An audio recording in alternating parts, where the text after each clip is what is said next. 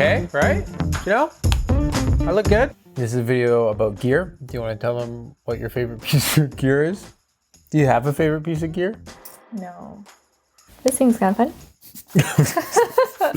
I'm not ready for this. Should we release videos at some point that share what we've been up to? Eventually we will. We're kind of short on time right now to be making... This has been Levi and Janelle. And now it'll be just Levi. Yo, friend. So today I am packing up for a trip about to leave for Utah for 10 days of documentary adventure filmmaking in the desert. And I wanted to share with you 5 of my must-have things that are kind of quirky that I take along on my adventure productions, but then I also wanted to talk through some of the other gear stuff going on here. Okay, so my first must-have item is actually my charging setup here, and that is these Watson dual bay chargers combined with a RAV Power USB charger. The Watson charges as fast as possible. These guys charge a little bit slower, but when you've got all your batteries plugged in, it's best to take advantage of at least having them charge on USB, even though it does take a little longer. An honorable mention for charging is actually this little 3-way splitter, so you can charge more things with one port.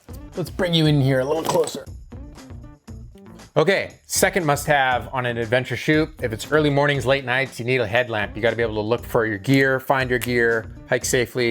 And this is my favorite headlamp because you can charge it via USB, and it's also really hard to see now that it's shining in my eyes. Okay, number 3 is actually a whole kit. So this is my audio kit in a Shimoda accessory case. I use a lot of these accessory cases for carrying bits and things, but my audio kit is mainly made out of Rode Link Filmaker kits. So I've got 2 of them. One of them is on me right now. The other one's in here. I like the big open window so I can see what's all inside there. I also use the Rode VideoMic Pro Plus on the main camera I'm shooting with. But a cool thing that I do with my mic packs is that I glue on a cold shoe mount on top of the mic pack. You can kind of just stack them like that. I find this very helpful. And my favorite mic for these wireless lavs is actually from Sennheiser, and that's because the little capsule at the end, it stays on better for wind abrasion. It's not a foamy tip that you can break off. And then the other thing is that the cable can actually lock on like that, so that way it doesn't pull out, which is actually very important for the extreme sports adventure stuff. And I actually throw these mics on a lot of people to get my B-roll sound, because when they're just doing whatever they're doing with ropes or zippers or things like that, it usually picks up the sound pretty well. Sounds great. Item number 4, the Ninja 5. Maybe this should have been number 5 because it's Ninja 5. I actually used to use a small HD Focus, which is a great monitor dedicated little device, but I actually smashed that recently. And this one is better for me for several reasons. And that's because you can use it as a recorder. We can get 4K 60 out of the camera in 10-bit, but it's also really bright and it's got some great monitoring features as well. And Atomos actually just recently released a video about me using one of these units in the field. I'm really proud of how the video came out. And so this isn't a sponsored video, but I'd love for you to go check out the video I made for Atomos, because it's kind of fun to be able to have brands trust me with my outdoor vision and let me just go make things. And I hope the results show in the final video. So if you could check that out, let me know what you think, that'd be great. And item number 5 is actually a host of accessories from a company called SmallRig. And I've been using their various camera accessories now for a while, and I'm really impressed with both the build quality and just kind of the creativity of how you can use some of these pieces to build up camera rigs that you really like. But a lot of people actually on the Atomos video were asking me how I mounted the monitor onto my gimbal. So I wanted to show you that. So the monitor mount is built out of 3 pieces. It's actually very simple. Most people don't know that you can actually move the focus wheel. You can unmount it and move it to the other side. So that's what I've done to start with. And this is a mounting plate from SmallRig. And then this is an EVF mount mixed with kind of this NATO rail monitor mount. So it basically just slides up like this. Now, can you help me hold this? For demonstration purposes, hold strong. So right like that, you have a very sturdy monitor mount that you can move into various different positions. And I really do not like using monitors on friction arms. That's the one with the little ball and the little thing. I just can't stand that. So I really like that this is kind of fixed angles. And then the best part is you can just slide this off, put this straight on the camera. And then as well, you can slide this off and put it on the side of a camera rig like this one.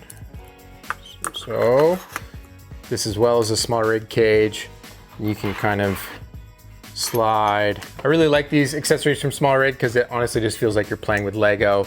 It's kind of creative how you can make different things come together. Okay, so that is 5 things already, but I actually have more things I want to talk about. A Dymo labeler. I always go on outdoor shoots with a lovely bucket hat.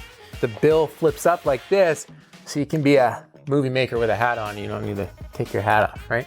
Does that look good, Janelle? Do I look like an adventurer? We need a Janelle reaction cam to this whole nonsense over here. So another thing that's really important to me when you've put so much work into what you're filming is actually making sure it's backed up well. And I've been abusing the crap out of these Angel Bird SSDs, which really are some of the cutest, maybe works of art is a better description than cute, but they really do have this kind of cute feel to them.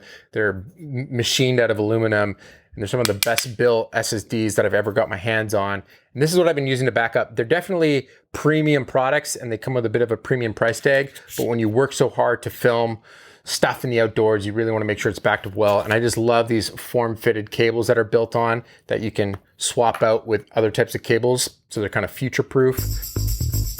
Let's get this stuff packed up.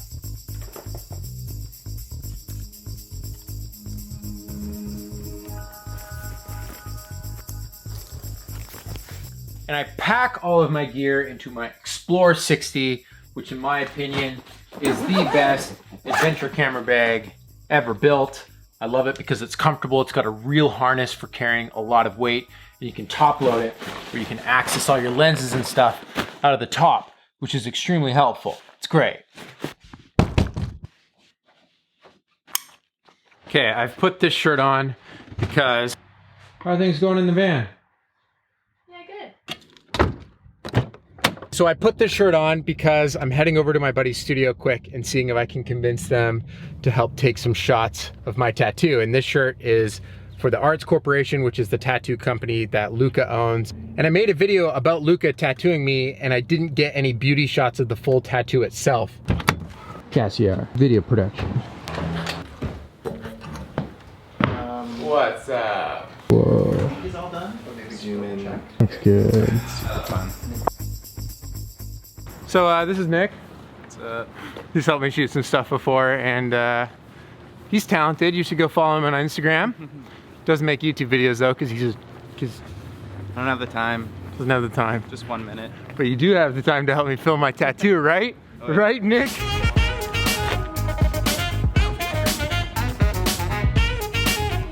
Are you getting the shots, Nick? Yeah. There's a bunch of goofs hanging out in an alleyway, you know, just getting the, I don't know what we were getting. Looks like the Germans' flight's delayed, by the way, so that's fun. Got everything? I don't know. This is always the stressful part right before. I almost forgot the cables.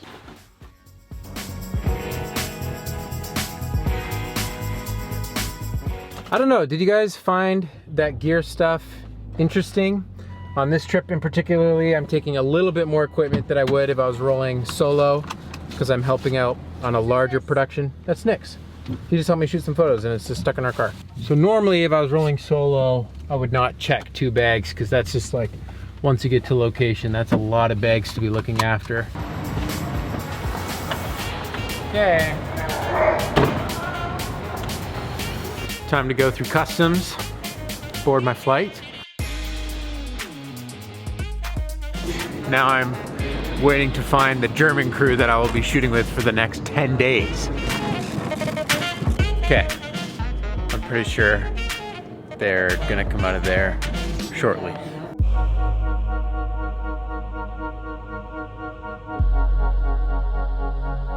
Yoo-hoo! Hey, long time no see. Yeah. 57 to the right. Okay, so this is, well, who are you? I'm Valle. This is Valle. Yeah. I met Valle 2 years ago when he came to Canada with Freedy and Lucas, and that's when we were shooting the first 5 episodes of the Slack Life series. Episode 5, which was supposed to be released before this trip. I got really close but didn't quite get there. And I'll be showing him some of the footage and see what he thinks, but that was 2 years ago already. Yeah. Wow. Have you started a vlog? No, I don't have a lot of time for that, but Oh. I probably should, but We recommend that you remain I don't know.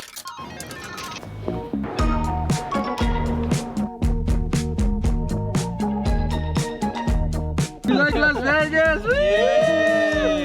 Vale likes Las Vegas. Yeah.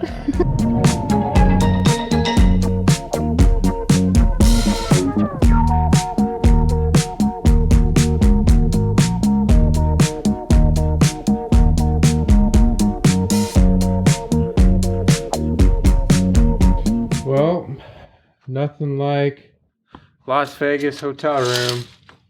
I'm gonna check out of my brain right now and sleep. So this has been fun. Thanks for following me along.